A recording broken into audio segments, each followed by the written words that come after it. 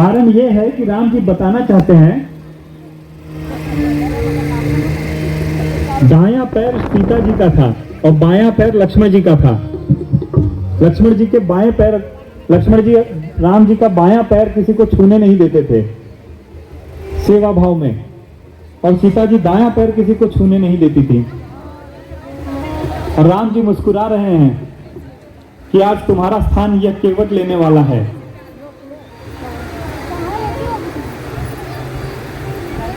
राम जी ने पूछा कि अभी क्यों नहीं बताओगे मुझे। उस पर केवट ने कहा कि प्रभु सुबह का टाइम है, बोनी हुई नहीं है मेरी, और अभी मैं आपको वो रास्ता बता दूं और किसी और ने वो रास्ता देख लिया तब नाव पर कौन बैठेगा। तो मैं अपने ही पैर पर कुल्हाड़ी क्यों मांगू। आप बैठिए, इंतजार कीजिए, जब अंधकार हो जाएगा तब मैं आपको वह रास्ता बता दूंगा और आप वहां से चले जाइएगा।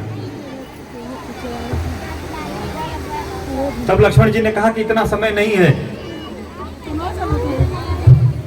तो राम जी ने कहा कि ठीक है, आप पांव धो लीजिए।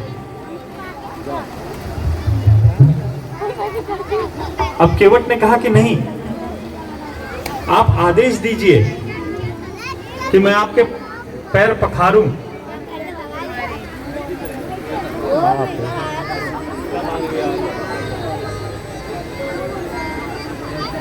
अच्छा, इस पर लक्ष्मण जी ने कहा कि प्रभु यह कैसा भक्त है आपका कि आपकी एक भी बात नहीं मानता।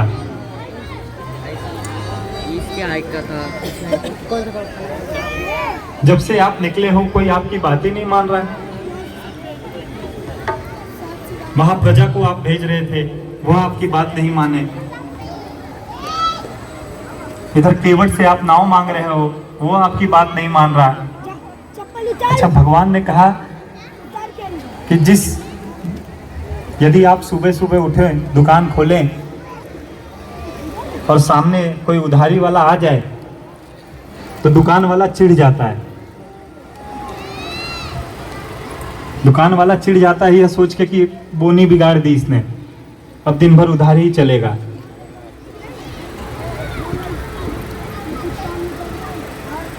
तब राम जी ने कहा कि उसी तरह मेरी भी बोनी बिगड़ चुकी है। लक्ष्मण जी ने पूछा वो कैसे।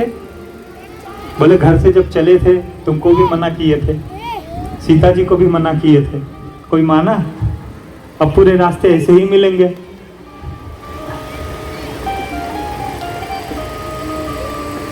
राम जी ने केवट से कहा कि जिस प्रकार भी तुम्हारा हो मैं पार जा सकूं वो उपाय करिए। केवट ने कहा नहीं, आप आदेश दीजिए। राम जी ने कहा कि ठीक है, जाओ मेरे पैर पखारो। केवट भागकर घर पे आया और घर पे आने के बाद उसने एक कठौता लेकर आया, छोटा सा। उससे पूछे कि कठौता क्यों लाए हो। तो केवट ने कहा कठौती लाता तो वह नारी बन जाती, कठौता लाया हूं वो पुरुष बनेगा, और जब वह पुरुष बनेगा तब मैं यहीं पर मैनेजर बन जाऊंगा, बैठ जाऊंगा आराम से और उसको ये नाव की कमान दे दूंगा और वह नाव चलाएगा और मैं पैसा वसूलूंगा और सुखद मेरा जीवन व्यतीत हो जाएगा। अब इस पर राम जी मुस्कुरा दिए। राम जी ने कहा ठीक है, आप धो लो। केवट ने राम जी के दाएं पैर को उठाया। राम जी खड़े हैं और अपने कठौते में धोना शुरू किया। अच्छा, उनके पद पखारते ही वह पानी पी जाता था। एक बार धोया उसने और वह सारा पानी पी गया। अब बायां पैर का नंबर आया। प्रभु ने वो पैर नीचे रख दिया। केवट ने बायां पैर धोया और उसका भी पानी पी लिया। और पीने के बाद बोला प्रभु एक गलती हो गई। राम जी ने बोला अब क्या हुआ। उसने कहा कि आपने पैर नीचे रख दिए और मैंने पोंछा नहीं था पैर को, उस पर पुनः धूल लग गई है, अब उसे फिर से धोना पड़ेगा। तो राम जी बोले कि मैं एक पैर पर खड़ा कैसे रहूंगा, तो केवट ने कहा कि आप मेरे सर पर हाथ रख दीजिए, आप सहारा ले लीजिए मेरा। अच्छा, जो पूरे जग का सहारा है उसको केवट सहारा दे रहा है। राम जी मुस्कुराए कि यह अपनी भलाई भी करा रहा है और इस तरह जता रहा है कि जैसे इसने मेरे ऊपर एहसान किया है। केवट ने पुनः पैर उनके धोए और पैर धोने के बाद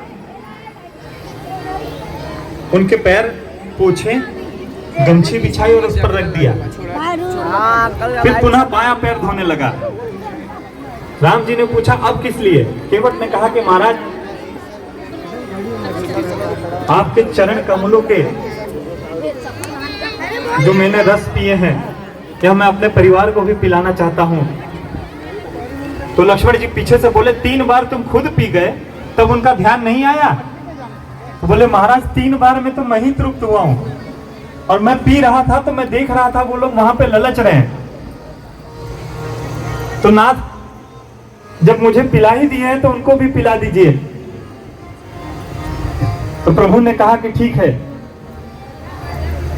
केवट लेकर गया जल, घर में सारे सदस्यों को पिलाया और लाकर पुनः पैर पखारना शुरू कर दिया।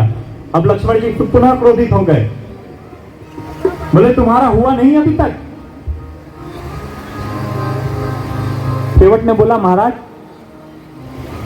जब मैं अपने परिवार के लिए जल लेकर गया था तो पड़ोसी आकर देखने लगे कि क्या हुआ है, और उन्हें पता चला कि मैं जल लेकर आया हूं, तो उन्होंने कहा कि हमें भी चाहिए। और नाथ, आप तो पार करके नौका चले जाएंगे, मुझे तो मेरे समाज में ही रहना है, उन्हीं के साथ रहना है। यदि मैं उनको नहीं दूंगा तो वो लोग क्या सोचेंगे? प्रभु पुनः मुस्कुराए केवट की चतुराई देखकर।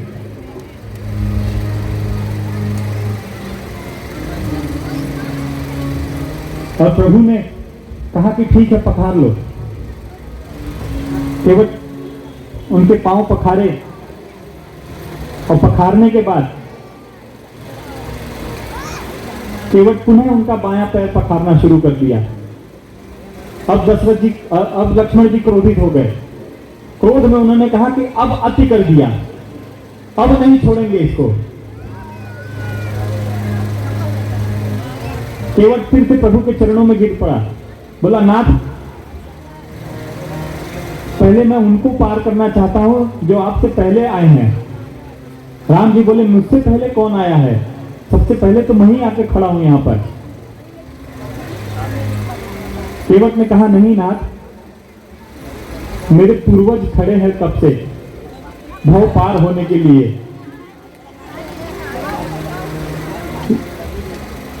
यदि मैं आपके भगीरथी ने, राम ने पूछा कि आपके पूर्वज कैसे पार होंगे, तो केवट ने कहा कि जैसे भगीरथी ने आपके पूर्वजों को पार किया था,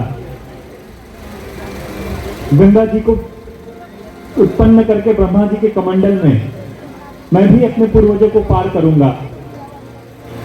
इस कठवत में गंगा जी को प्रकट करके इस पर सारे देवता केवट पे प्रसन्न हो गए, भगवान भी प्रसन्न हुए। केवट को कहा कि ठीक है, तुम पखार लो। शास्त्र कहते हैं कि किसी के घर में यदि राम भक्त, कोई एक पुष्प यदि राम भक्त हो जाए तो उसकी 21 पीढ़ी सफल हो जाती है। बोलिए सियावर रामचंद्र की। 10 पीढ़ी आगे की और 10 पीढ़ी पीछे की और एक उसकी पीढ़ी, 21 पीढ़ी सफल हो जाती है।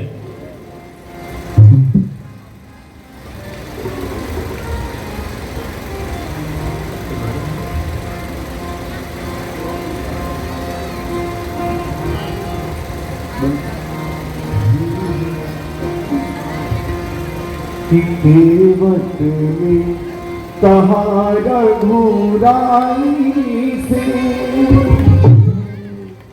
हायू पिराई ना लेंगा के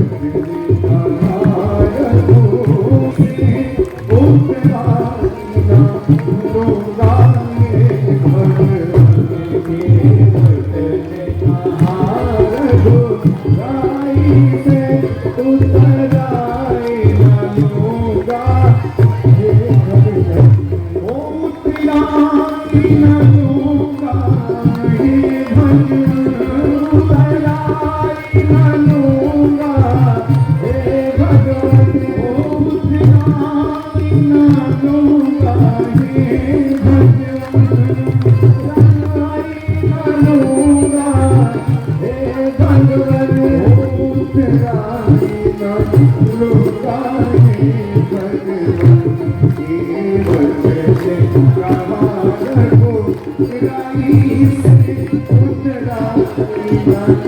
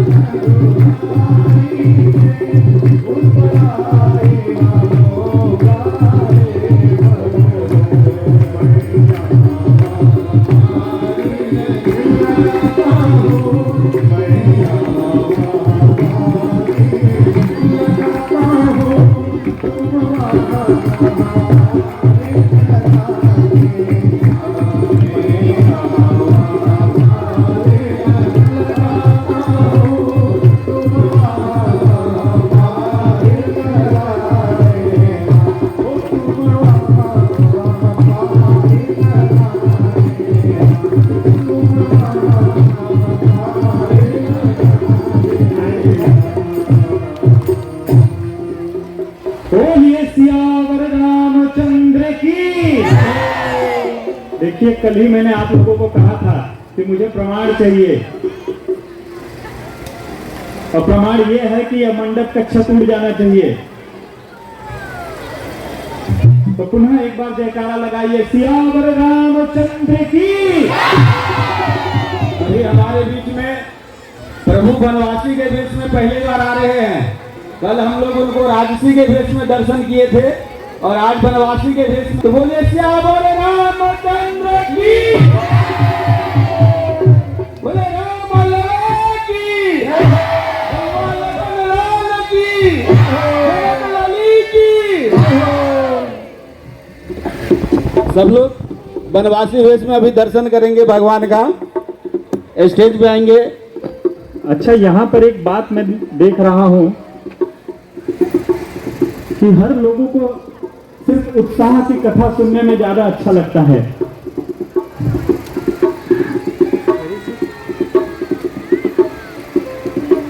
आज केवट प्रसंग राम जी का वनवास, यह दुख की कथा चल रही है, तो काफी लोगों को अच्छा नहीं लग रहा है। लग रहा है कि नहीं आप लोग को? जिसको लग रहा है वो हाथ उठाइए जरा, ताकि मुझे पता चल जाए कि सब लास्ट तक रहने वाले हैं, क्योंकि आगे कथा नीरस ही रहने वाली है। मैंने शुरुआत में ही कहा था कि यह कथा जो है यह हमारा जीवन है, जिस प्रकार इसमें रस और नीरस दोनों मिले रहते हैं, उस प्रकार यह कथा भी चलेगी। और चूंकि समय का अभाव है तो हर प्रसंग को हम गहराई में नहीं ले रहे हैं। यदि गहराई में लेने लगे तो हमारा 2 दिन में कथा पूर्ण नहीं होगा। हमारे पास समय थोड़ा कम है। केवट प्रसंग के पहले प्रभु ने सुमंत जी को वापस भेज दिया। जब सुमंत जी को भेजा तो सुमंत जी ने हाथ जोड़कर प्रभु से दशरथ जी की कथा सुनाई। और दशरथ जी की कथा सुनाने के बाद कहा कि दशरथ जी ने मुझे आज्ञा दिया है कि मैं आपको वन दिखाकर और लौटा लाऊं। राम जी ने सुमंत जी को समझाया और कहा कि आप जाइए। तब सुमंत जी ने राम जी से कहा कि दशरथ जी ने एक और बात कही थी। उन्होंने कहा था कि दशरथ जी, राम जी और लक्ष्मण जी मानेंगे नहीं, लेकिन तुम सीता जी को जरूर लेकर आना। शेर सीधा रखना भाई। यदि सीता जी रहेंगी तो मैं कुछ दिन के लिए और जी जाऊंगा। यह राम का 14 वर्ष की जो अवधि है वह मैं झेल जाऊंगा। तो मैं आपसे आग्रह करता हूँ कि सीता जी को मेरे साथ भेज दीजिए। तो राम जी ने कहा, सीता जी को समझाया और उन्हें भेजना। प्रतिष्ठा राम जी ने आग्रह किया सीता जी से कि आप चले जाइए, आप वन के योग्य नहीं हैं। पर सीता जी मानी नहीं। सुमंत जी ने भी समझाया। उन्होंने कहा कि राजा ने आज्ञा दी है।